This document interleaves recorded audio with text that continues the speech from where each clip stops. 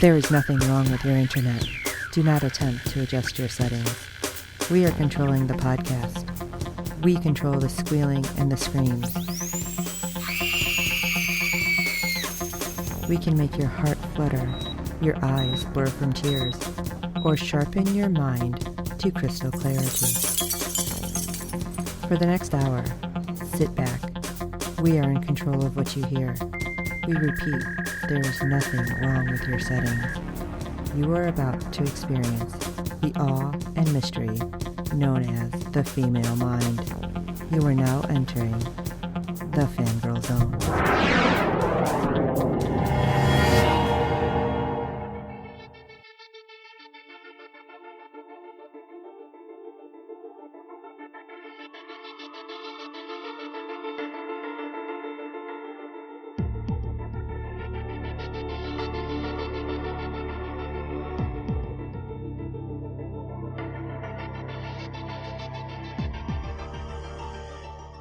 Hello, everyone. Welcome to Falling Pieces. I'm Sean Fangirl Ass. A podcast dedicated to the NBC series Debris. I'm Steve.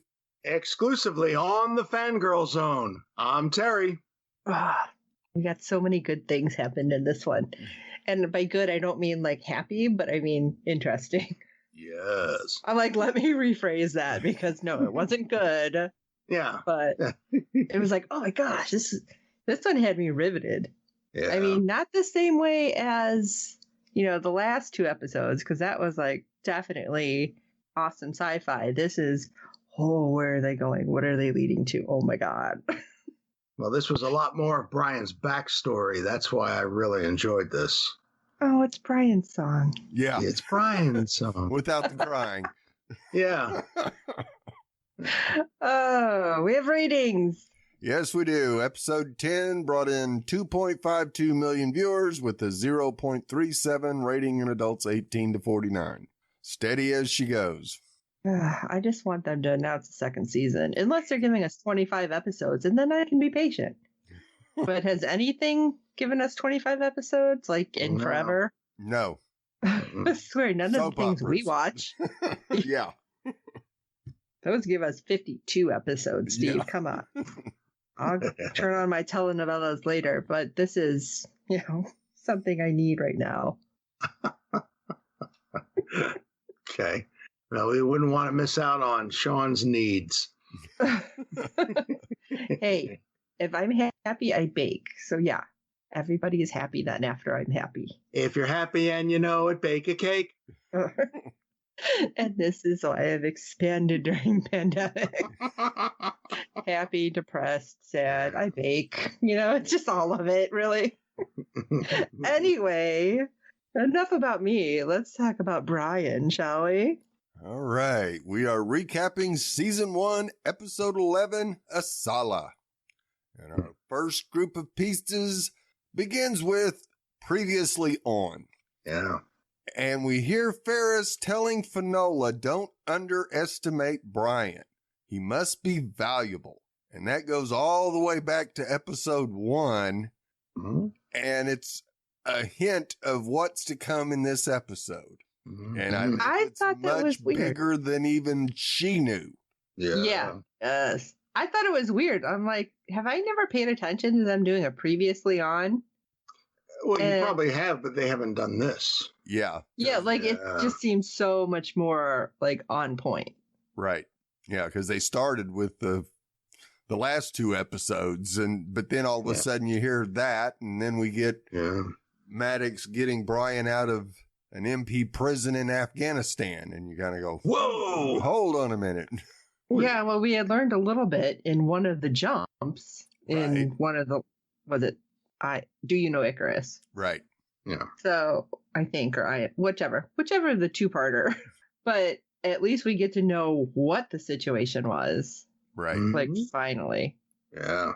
So we go to the woods where an Audible team is using their little handheld meters, which are reading a very high reading, almost 800. Yikes. And they discuss getting closer to it. And one guy says, well, we don't want this falling into a civilian's hands. So he dons a Vector 2 suit and heads on out. He finds a woman just sitting there, and his readings go from 942 to over 1049. God. Yeah. Hold on a minute. Yeah. And she's surrounded by a shimmer. I thought it was like it was like a mini TV shimmer, kind of like you've seen before. Yeah. It looked like that. So I'm like, did she walk out of that? Yeah. Yeah. And when he gets up to her, all she can say is Brian Benavente. Even though the guy asks what she's doing there and who are you and all this good stuff, she just keeps repeating Brian Benavente. Mm-hmm. Oh, that's not weird or anything. No, not at all. Nah. And Happens every Friday. cut to Brian and Fanola. Apparently, Brian had hit a pothole, which caused Fanola to spill her mint chip macchiato all over.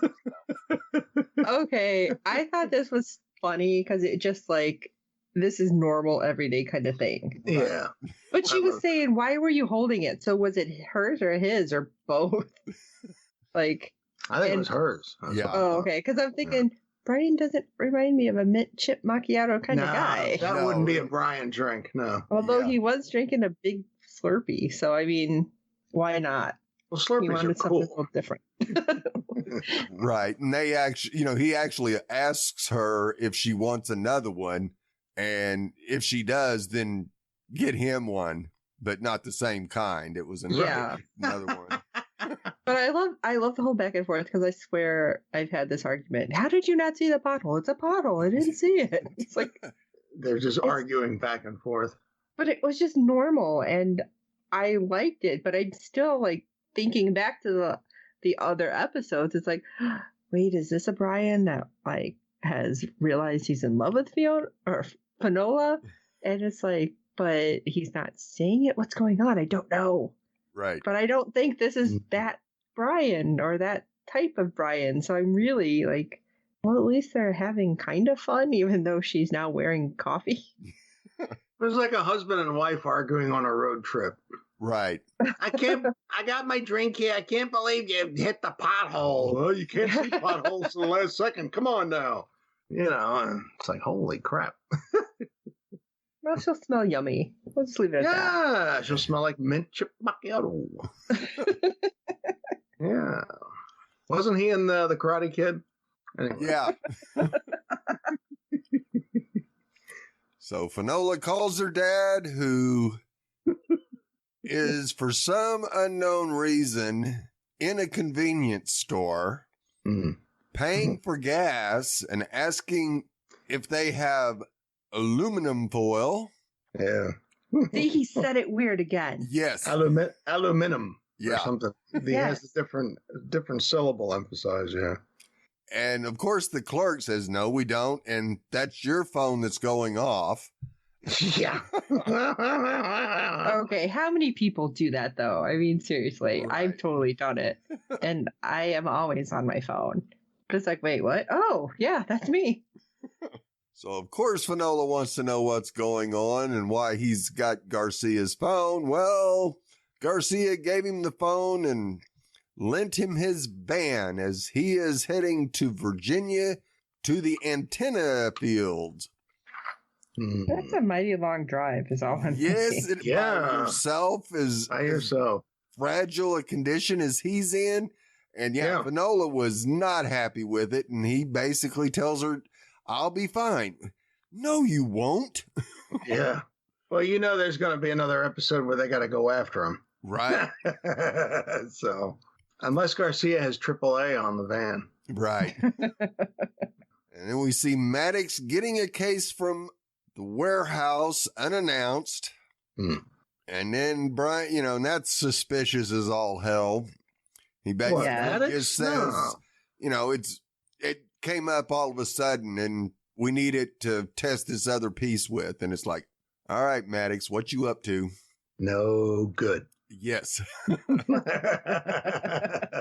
And we go back to our couple where Brian phone rings, and this time it's Orbital team member Tom.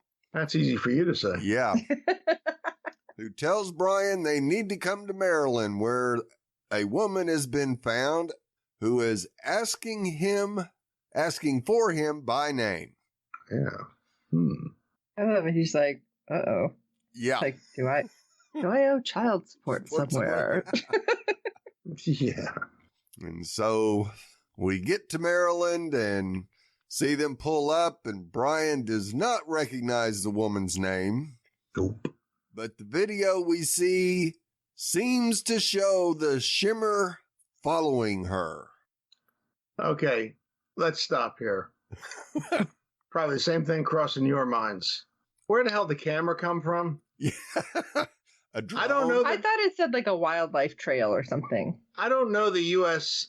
National Forest Service or Park Service has cameras mounted on trees. I imagine they have some like near headquarters or some kind of bases or whatever, but just out she's like walking in this open field. Right, but it is Maryland, so it's close to D.C. I mean, I don't care how far in Maryland, anywhere in Maryland is still close to D.C., so. I don't know.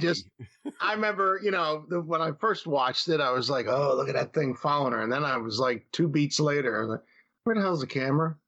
Yeah. Okay. So, of course. Yeah, I was like trying to figure out more. It's like, okay, she's out there. It's following her. Apparently she can't see it or sense this thing. He doesn't even realize it exists like right now.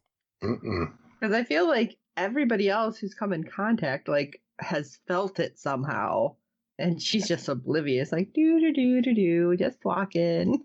Yeah, I'm just out for a walk. I'm not wearing hiking shoes or sneakers. I'm just walking. I don't know. It's like, that's what I was kind of weird. It was like if she's not aware, which didn't seem like she was, unless you'd have, and they gave you no inclination this is true, the thing is behind her, leading her where to go, which would make sense. It's around her or in front of her to do that. But yeah, almost like. Like she was behind her. Yeah, like like an armed person who has you at gunpoint is behind you, telling you walk forward, turn left, right? That kind of So unless it was kind of telling her where to go from behind, but we saw her before this video sitting on the ground, enveloped by this shimmer, right? So maybe it was catching up to her, and it finally got her. I don't know. It seemed like. Could be. It really seemed like she didn't know it was behind her at all. Right. So, yeah. So, of course, our gang suits up and goes out to see her because she's still sitting there in the exact same position they originally found her in. And they got there awful fast. Yeah. My legs would have been falling asleep at that point. Yeah, no kidding. Brian introduces himself to Muriel and asks how she knows him. And all she does is mention a highway in Afghanistan and other things Brian knows about from there. Uh-oh. Yeah. And you kind of think back and you go, well, they did make a clone of him. So, possibility there? Yeah. And, of course, then we hear her say, I'm going to miss you when you're gone. And, of course, Finola's like, what is she talking about? I was freaking out, thinking they're going to kill him right there. Yeah. I was like, oh my God, they're going to kill him off. There's like, hey, it's 5 minutes in. Guess what? Yeah. One of the leads is gone. And he lets Finola know that was the last thing his mother said to him before he was deployed.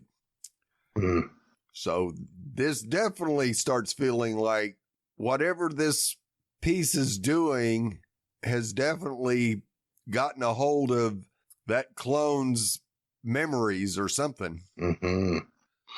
So Langley. See, if I was Brian, I'd be worried about she'd reveal when at that time I took a dump behind somebody's house. Right. Oh my God. So at Langley, they've got her in a nice little confined cube. And Brian goes in to talk to her again, and she grabs his arm. Yo. And all of a sudden, we see Brian in Afghanistan. Mm. With a bad beard. Yes. Yeah, thumbs down on the makeup department, by the way. And we come back to the present, and Brian collapses and is taken away for help. Yeah. It didn't look good. No, he did not. Mm-mm. And we briefly see Brian's team in Afghanistan finally getting assigned an operation, but Brian thinks it's too late to make a difference. Yeah, maybe. And I thought it was really interesting the way this whole thing starts is you kind of feel like when Brian started in the service, he was hopeful that they could make a difference. And at this point in his military career, he's not feeling that anymore. No, because even when he's telling a little bit later in the episode, I guess it was another member of his team, they were sitting there, at least the team member was having something to eat, and he had this smile on his face describing about when he first got in.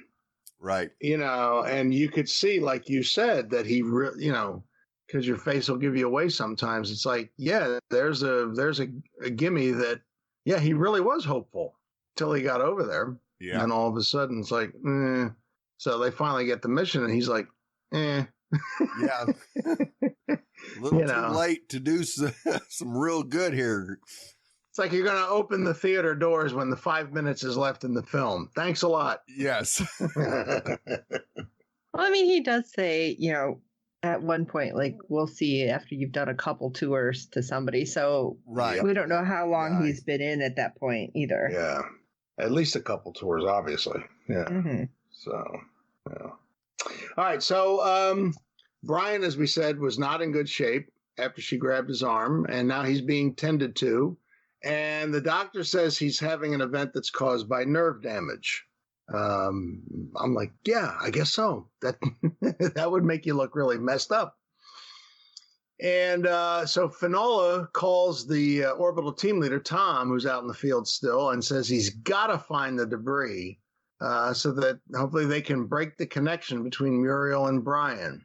And Tom currently has no good news for her. There's no signatures of debris that they found. So that's not good. So back in the cubicle, Muriel mentions some coordinates. Finola looks them up, and she has mentioned Sarobi. And the coordinates are for Sarobi in Afghanistan. So again, Sarobi comes up. I think Brian might have been there. Yeah. You get the feeling? Yeah. So we have another flashback to Afghanistan. And all these flashbacks, by the way, are things that Brian is experiencing while he's out of it. Right. Which was so weird. Yeah. But we get a lot of really, even though they're just segments here, we get tons of Brian's backstory.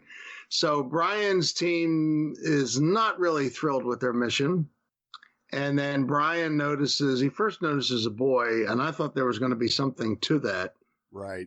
And it wasn't. Yeah, that was kind of a like, what is this? Let down. Like, all right. Yeah, and she mentions like a brother. In a minute, she mentions a grandmother, father, and a brother. And I'm like, is that him? No, they were separated. So blah. So he finally notices this woman who's been brought to the camp for medical attention, something with her hand.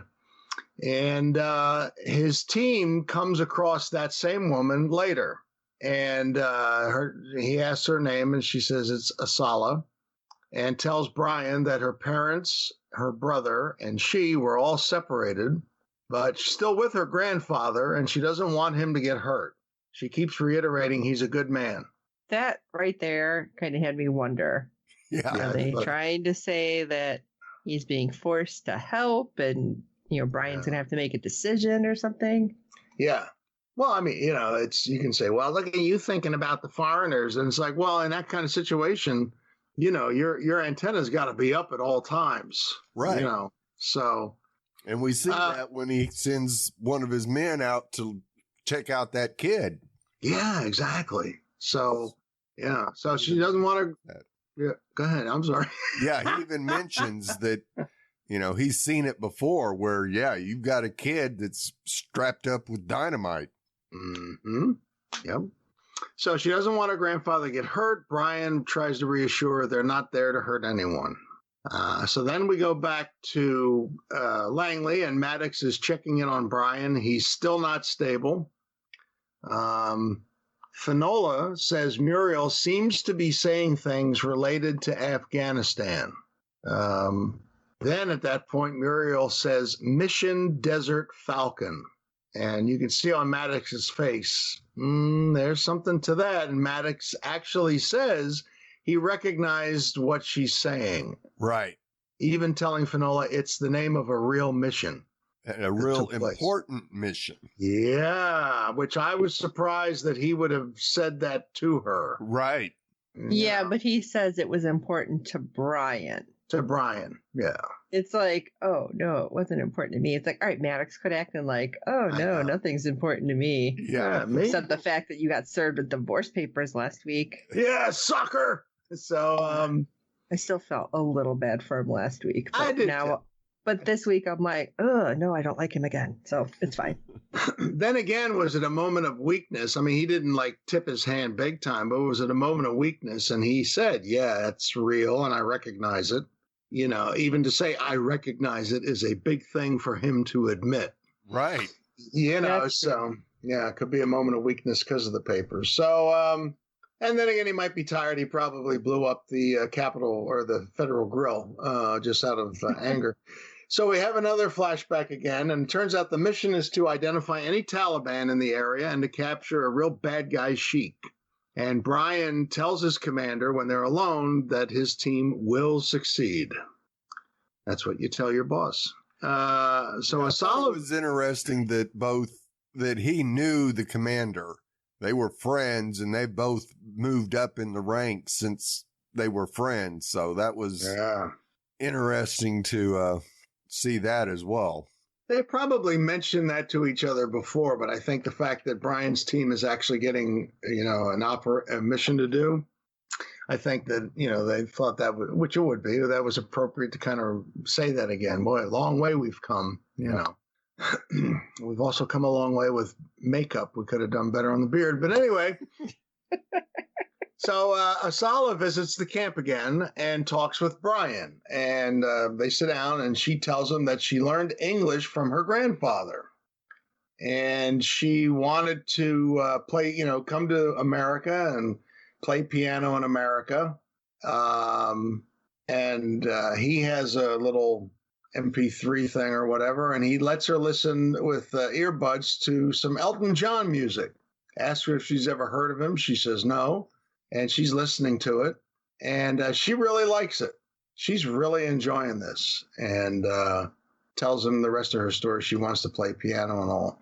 And you could almost see in Brian's face, this is the, you know, the good side of Brian that I think even now is still there. Right. You know, like, I can't do everything, and I'm not connected to music or theater or performing arts or anything, but I'd like to be able to help you out because you seem like you're okay, you know, kind of a deal. So she wants to help the Americans in order to protect her grandfather's safety. And in the course of the conversation, you know, he's like, well, you don't have to, and it's not necessary, and that's what we're here for. So she makes Brian promise near the end of the conversation that her grandfather will be safe. And he does. It was hard for him, though. Yes. Well, consider the situation. Yeah. Well, yeah, I know, but it's like, do you do this? Do you promise? Because that's really hard to keep that promise. Exactly. So later, another soldier, and here was one of those things where they had a brief, like 1 second shot, and it meant something, and you didn't know what, because he had taken his camera out and set it on the table between them when they were talking, and it turns out later, this other soldier gives Brian his camera back.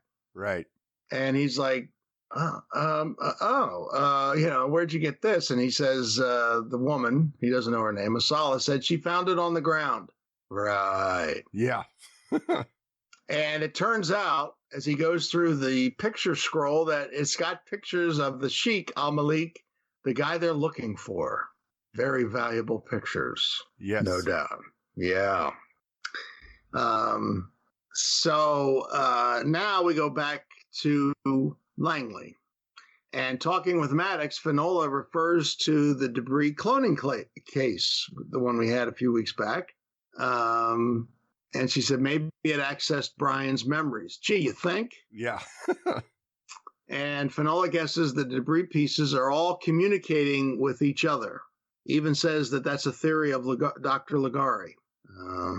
And then Maddox asks out loud, which I actually had the same question. Like, okay, why this mission? And why Brian and why this mission? It's a good question. I have a theory from that. Go for it.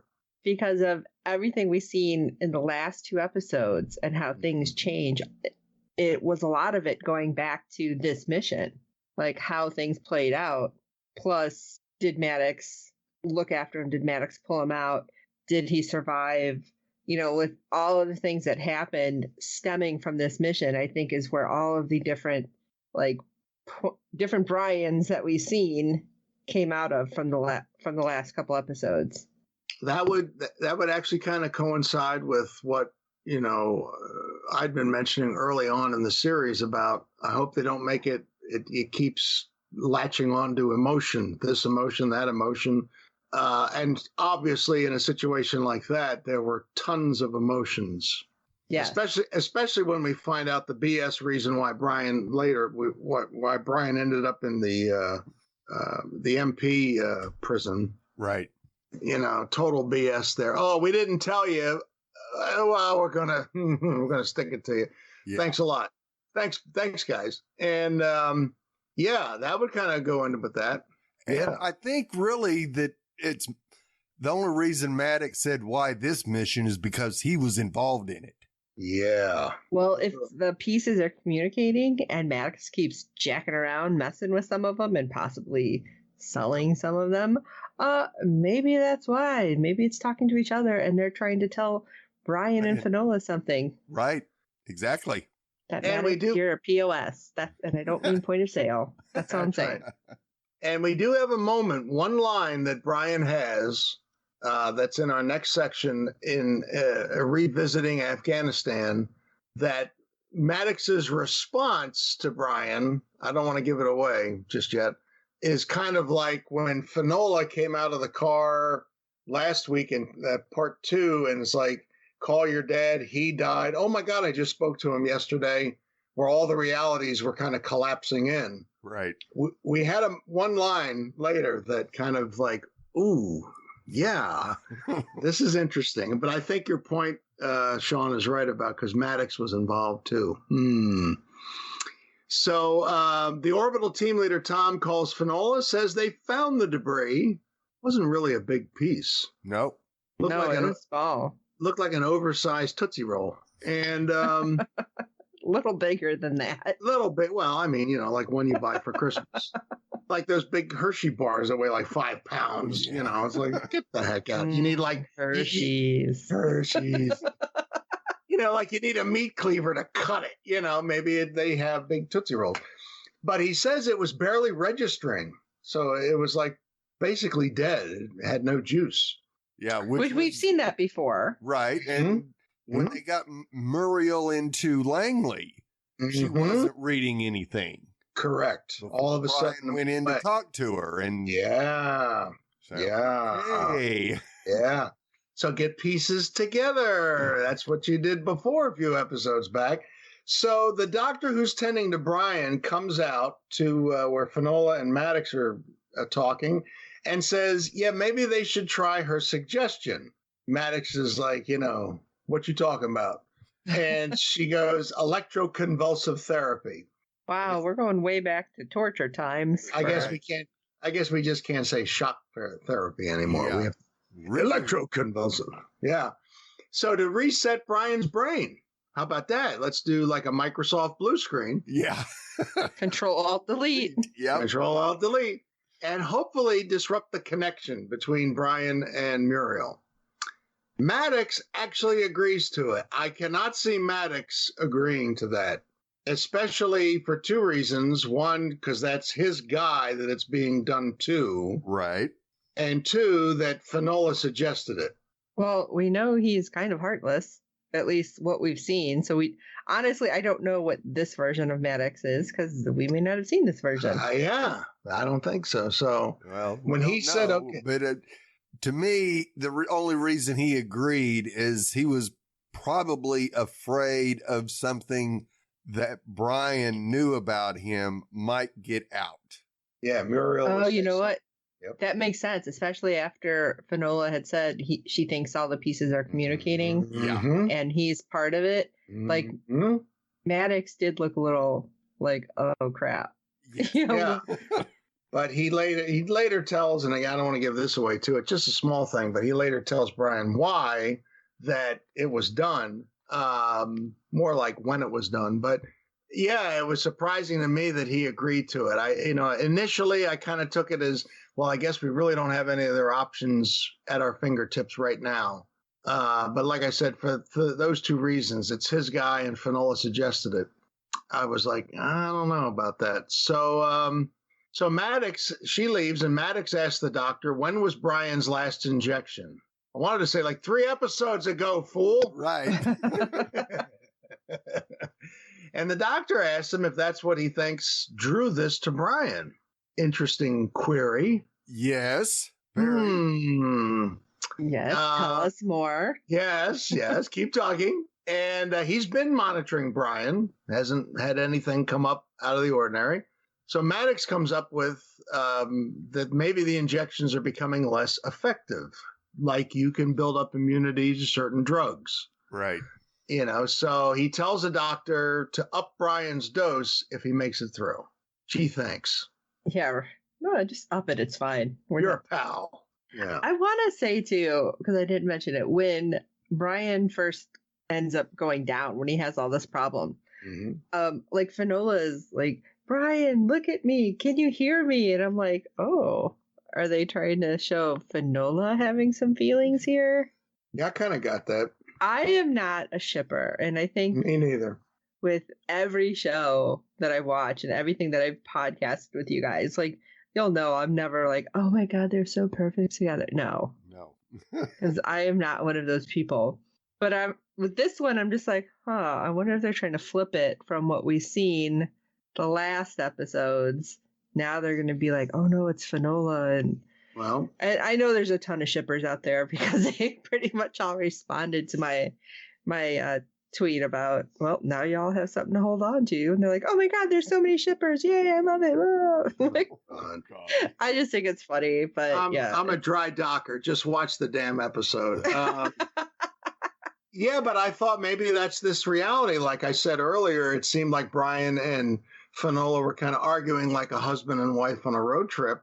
And now I kind of got for a split second, same thing you did, watching her like leaning over him, trying to revive him, Now, I'm totally cool with like a really close friendship and like that easy, you can talk about like anything and just give each other crap, Yeah.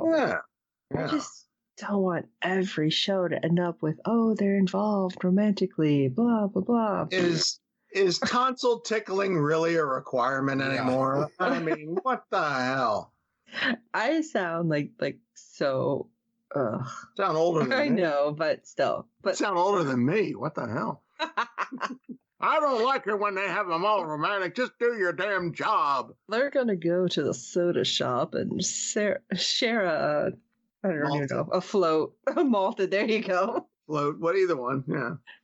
But anyway, let's flash back again, shall we? Brian talking to Asalah about how she's very brave taking the pictures, but it's too dangerous for her. And this, just that moment, I'm like, okay, I understand what you're saying, Brian, but don't mansplain everything to her, because she turns around and said, we both want my country to be free, right? And I'm the one who's got to live here. Yeah. So let me do what I got to do. And I'm like, all right, I like her. Yeah, but he was protecting her. He was, basically saying that's what we're here, because he says earlier, that's why we're here. Right. But he's also saying it because I think he was beginning to develop the early stages of affection for her. If it's certainly not love, but I think he was in the beginnings of I'm in like with you towards her. So Yeah, I kind of thought, it might be, he's mansplaining, which I didn't feel that he was. He didn't go that far. He was just saying, look, it's too dangerous.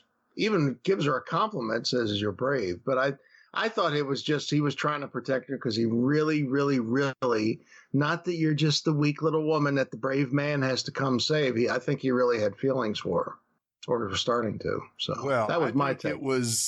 She was bringing back his hope because her hope was so strong. And I think that was really what had him wanting to protect her, and that hope. That's a good point. Grow much stronger in him again. That's a really good point. Because she asked him about that. Yep. That was her hope. And what hope do you cling to, or what is the thing that gives you hope? And he doesn't answer it. Right. He goes, I forgot he didn't answer anything. Yeah, no, he went on. He skirted the question. Yep. Yeah, he couldn't say, you are my hope.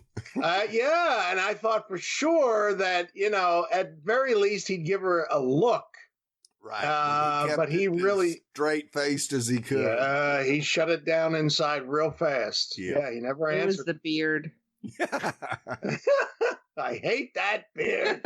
Causing him to not have emotion. It's all being sucked out. Anyway. It's all the glue that was ruining it. Maybe there was a look. You just couldn't see it because he couldn't really move his face. That's true. Although he did seem very twitchy. Like he was always chewing gum or something. Because I don't know why I noticed it. But like I kept seeing him like poke his tongue. Like right. Yeah, his I kind of lip thought it or might his have been dip or something. Because we did see his group. One guy. At the beginning, one guy grabs a water after asking about it and spits his dip into it, and then another guy takes a drink. So gross. Yeah. Yeah. But I mean, he was twitchy like that. I was waiting. Well, first off, if you're in heat wearing all that gear, you're going to be twitchy. Yeah. You don't have to have stuff down there to scratch that prevent you from being itchy. I don't care who you are. I was waiting for Brian to have like a big wad of chewing tobacco. Yeah. But the thing with the water was funny. It was gross. I can't believe you did that. And I'm gonna do your mom when I get home. Yeah, that's typical guy fashion right there. Well, yeah. What the hell? He does tell Asalah that he wants to have his team protect her family. And it's like, oh, okay. He had feelings of some sort, yeah. I don't know, because they weren't developing anything here with the backstory, because they kind of rushed through that part. It just seemed like, I met you yesterday. I now love you. It's like, No, not love. I think he was starting to develop. Because, I mean, the actor's Jonathan's really good. I mean, just with his face, he was expressing basically, I'm starting to have feelings for her. And that's what I picked up watching his face, was that, and even when he would smile at her, when they were in that tent and she was telling him about playing piano, he could have just said, well, that would be a noble thing. No, he gets out his MP3 player and lets her listen to some music on it. And he's got a big smile on his face when he does it. And it's like, you didn't have to do that. Right. Yeah, that's true.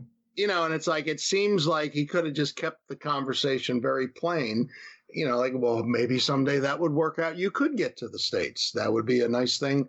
If this whole thing gets done, that you might have the opportunity. He could have left it at that, and that would have been encouraging, and that would have been, but he, does that little extra step. So I think there was something that was starting to develop, and he kind of confirms that at the end of Sean's section here, at the very end of near the end of the episode, talking to Fanola about her picture. So, I don't know. I get weirded with sappy. It's like, let's not get sappy. I didn't think it was that sappy. Let's get with some electroconvulsive therapy, shall we? So that starts happening in the now. And then we start getting weird back and forth flashes, which I thought was kind of interesting. And it's like, because the first one is Maddox, and he recognizes Maddox, and Maddox is like, "How do you know my name?" Right. That was the one that's the one that I thought the realities were caving in, similar to Fanola talking to Niels last week. Right. Yeah. About the dad. It was like, how do you know my name? Well, why, that would actually be a good question, because Maddox in that vision seemed like he was just kind of like sitting on the sidelines there, like, don't notice me. I didn't even think Maddox was really there. And that was the other thing I thought. Yeah, there was another piece of me that thought he's not really there. But if he was, that would be even if he wasn't, that was Brian's memories kind of throwing all kinds of stuff together. Because you can presume that the first time he saw Maddox, even though Maddox tells him he's been, watching what he's been doing, would be at the MP prison. Right. But that's why it was weird. I was thinking it was like bleeding through, like you said, but exactly, like he was kind of coming out of it, and he's seen Maddox sitting in like where they're doing the procedure, the shock therapy, like that he was sitting there, and that's what he's seen. But see, Maddox at Langley was standing in or outside the room where Brian was. Right. Yeah, that's why I'm like, this is really inside to. Yeah, so it's either he stayed outside. So it's either a vision that was superimposed in that scene he was reliving, or Maddox was there, and now Brian knows his name, but Maddox is like, how do you know my name? Right. But then, like, the next second, we have Maddox just standing there talking to him, like, yeah, I've been watching you, and I'm impressed with you. And it's like, what? Wait, which actually happened just now? All right, now let me ask you guys this, because it was very brief, and it was like a bust shot from the shoulders up. When Maddox has his conversation with Brian, I think his commander left, and he's talking with Brian, and they're shooting Maddox from behind Brian's shoulder. So you don't see Maddox like even whole upper torso or full body. Did it look like in that moment he was not wearing a military shirt? Yes, absolutely. Yeah, I thought he was supposed to be like civilian contractor or something. Later on, no, he's there for the CIA. Yeah. At this point in time, he is in the CIA, and he's the one that's running this operation with the other insurgents that we hear about that gets... Yeah. Brian takes out and gets thrown in the pokey for. See, so I didn't like Maddox from the beginning. Yeah, Maddox is, because he did say that he had been watching him and had been very impressed with his work. I think that, and I kind of have a feeling Maddox probably knew about Asalah as well, even though we don't hear it in this conversation. Right. That he knew where Brian was coming from when they did take that group out. And that's why he went ahead and got him out, because he knew it was, could be. It wasn't all just kill, but yeah, he was getting revenge for Asalah. See, I could see how that could work, but in a way I can't, because I think that Maddox, even back then, was a real SOB. Because when he was torturing Ash, he was saying he's had a long history of being able to get information, obviously through torture. So, yeah, that could play. But again, it was like, yeah, was he there? And he was sitting on the side, so Brian just wouldn't know his name. And he could still be following Brian's career. Sure. Watching from, if not physically at that moment, but watching technically from afar and really liking what Brian's been doing, which is like, according to Brian, is basically nothing. Right. So Brian would never even address him, even if he looked at him. Right. Other than maybe hi, that'd been about it. And he certainly, if he's there for the CIA, more than likely wouldn't know his name unless he had a conversation with him. Right. Because so Maddox that's bleed through that. Right. Him calling him by his name is the bleed through. Oh, okay. Yes. And that to me is like we're still in this. The reset from last week isn't the final reset yet. Oh my gosh! Don't say that. I know. We'll be all over the place. It's good. The next moment we get Brian telling Asalah to tell her grandfather, go get her grandfather, I should say, and tell them they have to leave. And he says where to go, and he'll check on her. Because I don't want you to get caught up in anything in the village. It's like, I see that sweet. And at the same time, I'm thinking, because I've watched a lot of these kind of shows, I'm like, what if she inadvertently tips somebody off? I'm like, oh no. I'm like, what's going to happen? And the next thing we know, it's like we have them in the village, and well, Brian's team gets caught up in gunfire. And suddenly, he's like, ceasefire, ceasefire. I know what's going to happen. And he stands up and everyone's freaking out. And I'm thinking, okay, there's no way this happened in the actual, I don't want to say battle. But. No, not at all. He's in between again. Yeah, this is 1 foot in reality and 1 foot in this past. This is and right here. Yeah, right here I was like, oh my gosh, what is it? And it's funny how everything got quiet. Yes. I was like, whoa, dude, the cone of silence. Yeah. I instantly thought, though, that it was going to be Asalah's grandfather. Right. Because he starts walking really slow. Because when he looked back, everybody's gone. Yeah. And you just see, I think you've seen shoes at first. Right. So when he starts walking over, I'm like, oh, God, it's going to be her grandfather. And he's the one who shot him or something. And I was like, this is not going to be good. But it's even worse. Yeah. Because it's Asalah that had been killed. And I know this whole moment is horrible, but I'm like, oh, please don't let it have been him. Right. That's all I kept thinking because I'm like.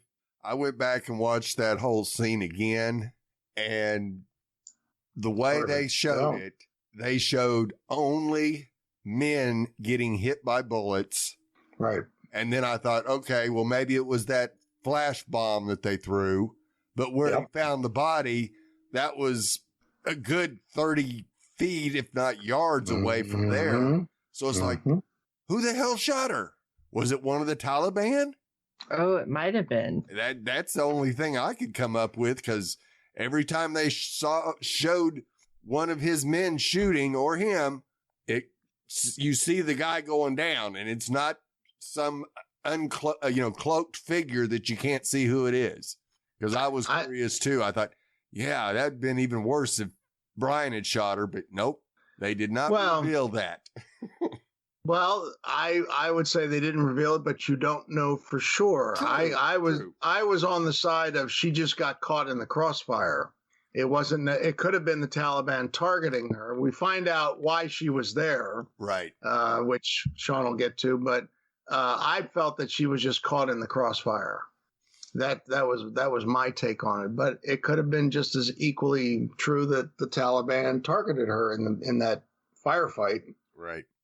Yeah, I mean, they don't exactly tell us, so it just had me wondering, like, if this was something he held on to because ultimately it was because of him. But then at the same time, when we find out, and if I'll get to, I think he probably does feel ultimately it's because of him. Sure, because if they hadn't gone to that village in the first place, there never would have been a firefight. Right. Right. I mean, he still had the mission to complete, but you can't sit there and tell your commander. I mean, he's a good soldier, but he's not going to sit there and tell his commander, what do you want me to do? No, sorry. Yeah. We do see him, and I don't know. I'm assuming this actually happened, and it wasn't some weird bleed through like he hoped it happened. He's carrying her body to where her grandfather is. Yeah. And that's when he starts seeing first the chair, and then he sees Muriel. And he's like back and forth looking, and the grandfather's really distraught, and we don't know what's going on exactly. Like, it's not being said yet because he's looking at Muriel, and then the grandfather and Asalah is gone, and he's asking Muriel, why? Why did you make me go through this again? Mm-hmm. And you see her reach out her hand, and he reaches out his hand, and they're still shocking Brian, and all the weird stuff that keeps happening to Muriel as he gets shocked. Yeah. Mm-hmm. And then Brian's back, and he like flies off that table. Wouldn't you? Yeah. Yeah, right. It's like, don't do it again. Yeah. You're getting hit with a lot of voltage. You're going to jump too. And he's like, I have to see Muriel. It's like, oh, thanks. Finola's like, yeah, I've only been standing here and trying to figure out how to help you. But yeah, let's go see Muriel. Yeah. Gives him a blanket. It's like, all right, I get it. The whole shock blanket. And he's like sweating because you've been, shocking the poor man. I don't know. Maybe give him a towel and a shirt. Just a thought. But I was thinking a pea coat, but that's a whole other story. They go and Muriel is dead. Uh-oh. Apparently she died at the same time he came out of it. Wow. The question, which I know gets asked later, what would have happened had they touched hands? Right. Fanola tells Brian that she knows about Asalah now and assures him that he's okay and it's all okay. Don't freak out. It's like, yeah, don't freak out. I heard everything through another person's voice that was yours, and that wasn't weird or anything. Don't worry, it's all good. Yeah. You didn't divulge any bestiality episodes. You're okay, Brian.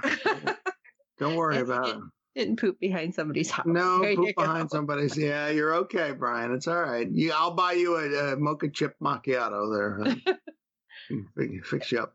And Brian does end up telling Fiona. I always want to call her Fiona.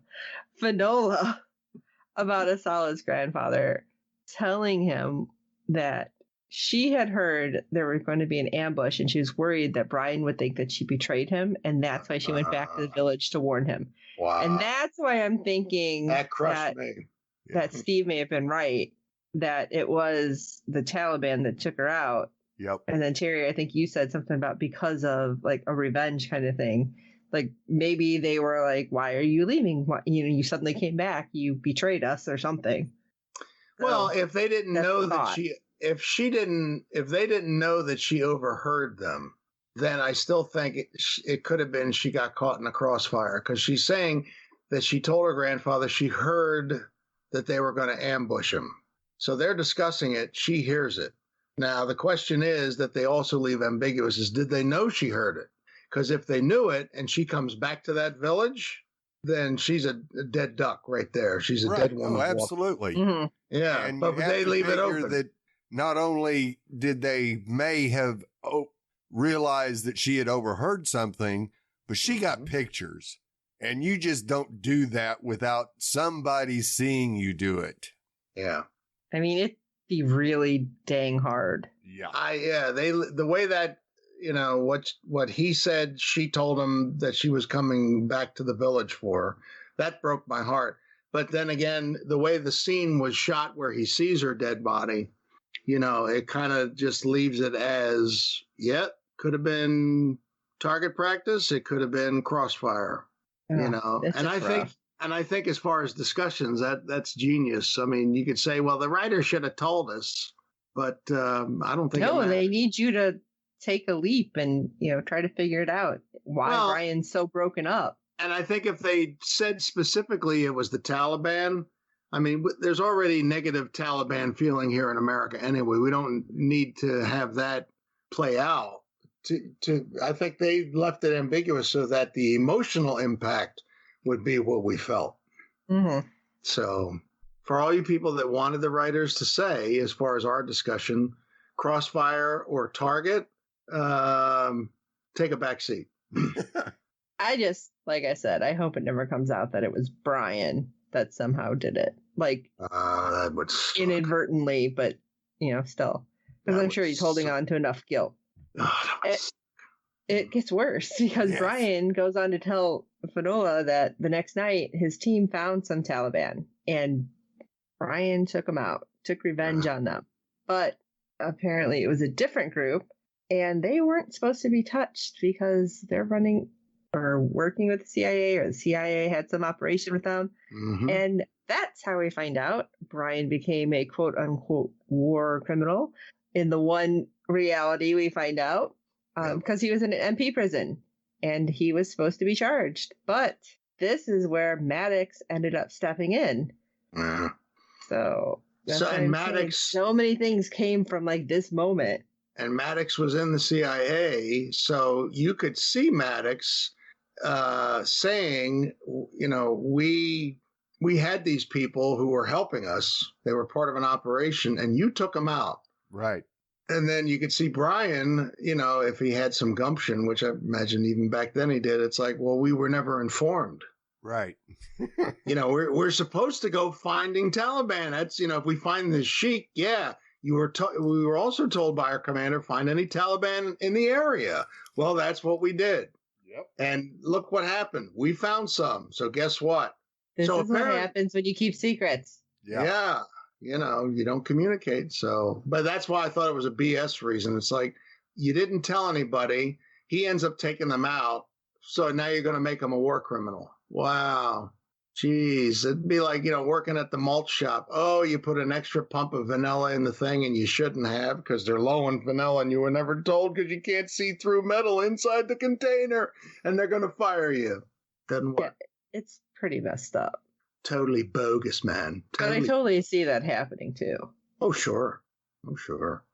We do get to see Finola hand back the picture of Asalah that Brian carries. And this is what you were talking about earlier, Terry, that he tells her he carries it not to avoid forgetting her, but to remember what it's like to invest in something he can lose. Mm-hmm. And I'm like, bingo. Oh, that's kind of sweet. Okay. Yeah. And all the shippers are like, no, it should be Finola, not her. At this point, I noticed the scar on his chin seemed redder, and I don't know why. But then again, he was getting, a whole bunch of voltage going through him. Yeah. But I'm like, that scar looks a lot darker than I remember. But then again, he was in a really big, bushy beard the whole episode, too. So maybe that's why. Finola ends up saying that she thinks all the debris is connected. And Brian pops in with this little doozy. I love this. He thinks the debris is experiencing us the same way we are experiencing it. Oh. What? Oh. Yeah. I love that line. Like, listening to that, I was kind of blown away. Mm-hmm. Thinking, okay, what if it's transmitting everything back to whatever aliens? Right. Yeah. And it's like, this is weird. And I'm really trying to wrap my head around that. And it's one line, but I feel like that had huge impact. It's deep, isn't it? Yeah, I loved it. Absolutely. I heard him say that. I was like, oh, baby. Woohoo. Yeah. And then things got kind of weird here after a minute. Ferris ends up sending Finola the Ligari files. Yay. Took you long enough. And Maddox tells Brian, hey, yeah, we tried to up your dose. We didn't just up it, we doubled it. Right. So up your dose. I just thought that was weird. It's like, okay, if you're increasing dose, you don't necessarily double it. No. Which makes me think more this last episode or this last scene had something to do with it. And I've said it before, if you can go online to watch it, to listen to what happens in the credits, because there is some interesting stuff that's said this time. Oh, yeah. And I think it has something to do with these injections, because Brian's like, I don't think what happened was related with the injections. And Brian's like, oh, but I wish you hadn't pulled me out so fast because I could have learned more. And I'm thinking it wasn't fast, first of all. Right. But Maddox, at least had the sense to say, you could have died. Because Maddox doesn't seem like you know what, I'm really concerned about you kind of guy. He seems like, if he dies, he dies. But he actually says it. He's like, she died. Her heart can't handle it. You just made it because you were a little stronger. And I'm like, I think there might be more. Yep. I think so too. You think? Yeah. I think there's cortexiphan in that syringe. Yes. That's all I'm doing. I'm just laying it out there. I've been keeping my mouth shut since the episode where he got that injection in that pouch. I said, nah, I don't know. All right, you're really going back. Throwback. Woo! This last part I freaking loved. And it's deep, too. Oh, let me just finish really quick. Oh, I'm sorry. With Maddox, because he does happen to say, as far as he knows, Brian's the only person that's ever been sought out by the debris. Yeah. And that had me questioning again with what happens in the credits, which we'll talk about in a second, because that one is so interesting. But then we get to this part that had me scratching my head. Because all of a sudden we're in the Arizona desert and you see a Native American man exit a truck and, sitting down on a blanket, and we hear, "It all began when Blackwater grandfather threw his energy to the 4 directions. To the east, he laid black metal in the earth." Black metal, you say? Yes. To the south, blue metal. To the west, yellow metal. And to the north, white metal. In the next phase, Blackwater grandfather threw black wind towards the earth. I'm like, okay, black metal. That's all we've seen with the debris, right? Yes. Mm-hmm. So does that mean there's more ships that kind of blew up that landed in different places? What is this talking about? Who is this guy? And how old is this, I don't want to say prophecy, but saying or story? Because things come back around. Well, I didn't know if this was based on what was said. I don't think this guy was the grandfather. He looked too young, first off. Right, yes. I think he was actually the guy telling the story. Doing the voiceover, yes, right. Absolutely. And I was curious as to whether or not, I'm leaning towards it is, whether this was current time, the present, that he was sitting down and probably the character is recalling the story right in his mind. Or was it in the past? I tend to lean towards it's the present. He's recalling this story. And I think the last sentence of in the next phase, Blackwater grandfather threw black wind towards the earth. Could it be that if this guy doesn't look old enough to be a grandfather, he was told to do it? To throw the black wind, is he a reincarnation of the grandfather? You could throw all kinds of possibilities in. I'm leaning towards that scene was in the present. Right. I don't think there were other ships. The colors were interesting because they're all but one, but some traditions include blue. The colors, at least 3 of the 4 of the version I've learned, were the colors of the Native American medicine wheel, which is white and black, yellow, and red is the other one I've learned. Yeah. Red is for south. Now, some traditions will have blue. There are different Native traditions that use a medicine wheel and 4 colors associated with the wheel, and blue is included. But I had learned red, not blue, was one of the colors, but it was basically at least 3 of the 4 that I learned of the colors of the Native American medicine wheel. So I thought that was that all these different metals were different colors that related to it. And it could have been just coincidence. It could have been just pieces of metal that were colored differently. But then you get into, well, if this Native American found all these pieces out in the Arizona desert, what was the reasoning? He put the pieces of metal in the earth. That's what the guy says, not on the earth. Right. He says he laid black metal in the earth, and then to the south, blue, west, and so on. So he knew so maybe he was hiding them. Maybe he and others of his tribe saw some properties of these metals that they thought was, this ain't cool. And he was trying to bury it. Mm. Or Blackwater grandfather is actually an alien that came to visit Earth. Could be. And he was the one performing this by putting the metals in the ground. It still, shall we say, was able to transmit a signal back to their planet. Could be.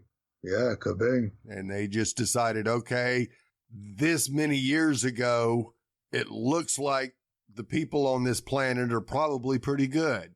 So seeing that it's been a really long time, maybe we better double check and see if they're still really good. Mm-hmm. And the color black for the Native Americans can symbolize power, strength, could be aggression, which we might typically here in the West might think of red, but black could be like that. It could have some either powerful or negative connotations. A lot of times they'll use that as a descriptive of something that's not good, like the pipeline that they stopped. Right. They nicknamed the pipeline the Black Snake. Yep. So, black has a certain significance to the Native American people. So it's interesting that it was Blackwater grandfather who was doing this. And then in the end, throwing black wind towards the earth. Now, in that next phase, him doing that, is that a good thing? He's throwing black wind, if black has some sort of specific meaning, towards the earth, or is it something bad that's going to result from him throwing? And then I'll give you one last thing for your brains to chew on. Are the writers going to say the Native American people, the indigenous people of this continent, were the first aliens here on Earth? What? Yep. That's a possibility as well. There's my finally, I have a tinfoil hat theory. So I don't know if they're going to go with that or not, but I thought it was interesting because they weren't even in Arizona the whole episode. Right. And this snake in the mailbox moment, as I call from a previous podcast, here's this guy that's totally unrelated to the case they just were dealing with. Right. Had absolutely nothing to do with it, in a totally different location. He's on the other half of the country because they were in Maryland. Right. And then Langley's in Virginia. Yeah. So he's on the other side of the country, and we get this like 2-minute scene, and it's like, well, where did this come from? I thought it was a great scene, but it's like, where did this come from? So are the writers kind of laying that down for later that, were they the first aliens, or were they the first people to meet aliens because they were already here? Yes. Yeah, it could be that. So, well, the theory is out there, like was it the Nazca lines? Yeah. Yeah.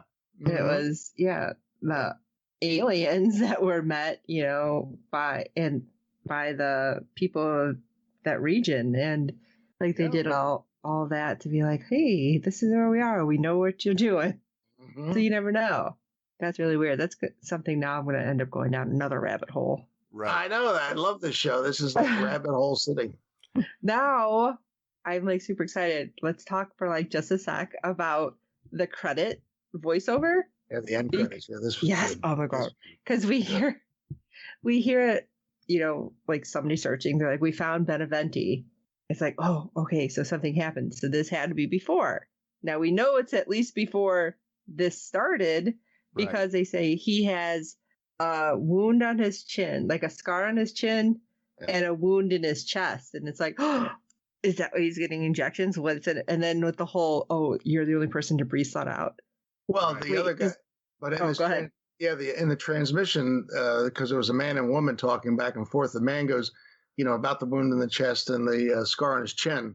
And we've seen Brian this whole series already with the scar on his chin, where the guy then adds, what have these men been put through? Right. Doesn't he say something like they don't see the other guys either yet? I don't know if he says it or not. Am I just projecting? I probably am. I think that was probably at the beginning. No, maybe. Right after they find Beneventi. And then all of a sudden it's, wow, not assuming that the other men in that group walked up and they kind of looked at him and said, what the hell happened to you? So if they see two things. One is something we were discussing before we were recording, going back to something that we said either last week or the week before, that if someone strung all of these end credit voiceovers with people communicating back and forth together, might it tell a different story, a parallel story? And I'm guessing could be, or could it be, it tells the story pre-episode 1 of Debris. I think it's pre-episode 1. And the other piece I would say, which I hadn't said, it just came to me, I didn't say before we started recording, is if they notice the wound on his chest and they notice the scar on his chin, is it between Afghanistan and him coming back to the States? Or was it, when he first got, early on in Afghanistan and then he let a beard grow to cover it? Exactly where does that fall? I'm kind of guessing it's before he grew the beard while he was in Afghanistan. And he may have grown the beard to cover it up.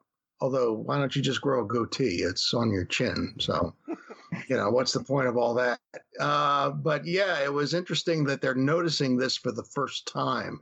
And if he has a scar on his chin with that beard, you probably might see blood in the hair of the beard, but you might not know necessarily there's a scar there.